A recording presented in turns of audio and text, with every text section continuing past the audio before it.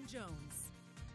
Well, starting off with today's time-lapse, looking to the west, you can see some partly cloudy skies working into the afternoon, kept us down at 96 degrees, just a couple degrees cooler than I was calling for. That great sunset thanks to some of the cloud cover once again off towards the west. And as we cool off into the overnight hours, still holding on to some 70s and 80s. Actually, no 70s on the board anymore right now, but 84 here in town, 86 for Sterling City and Robert Lee, 88 for both Ozona and Sonora. So about 5 degrees across the Concho Valley right now, and dew points still holding their own in those 60s for most of us. Just 158 down there in Ozona, 70 as you work your way towards the Easton Junction, 64 here in town. So 12 degrees of spread with relative humidity indices anywhere from those 30s to 50s and even 60s off towards the east. When we're looking at the national picture of that upper level pattern, you can see dealing with this high pressure off towards the American Southwest, still going to be dominating our weather pattern, even strengthening by the back half of the work week, and then holding its strength pretty well into the weekend. You see that trough off towards the north, but not going to have quite enough strength to break down that high pressure and work its way into our area. So I'm definitely looking forward to fall, but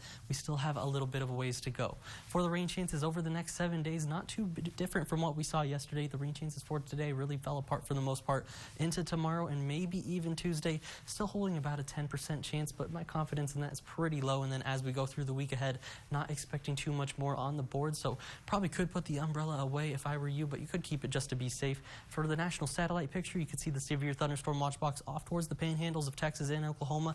A few severe thunderstorm warnings going off as well, even a flash flood warning there into Kansas. And as we get the latest on the tropics, you can see just about 20 minutes ago, actually, the National Hurricane Center has issued Tropical Storm Dexter. You can see it off the east coast, expected to remain off the east coast and not strengthen too much, only seeing 60 to 50 mile an hour winds. So only about a Category 1 is what we're going to be looking at potentially.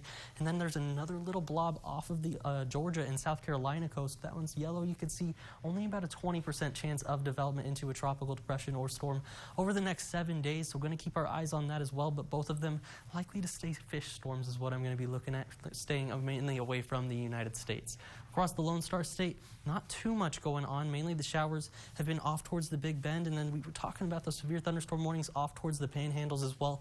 We're going to see if those can try to hold their strength, make their way, maybe getting the eastern Concho Valley, but like I said, confidence looking pretty low for those.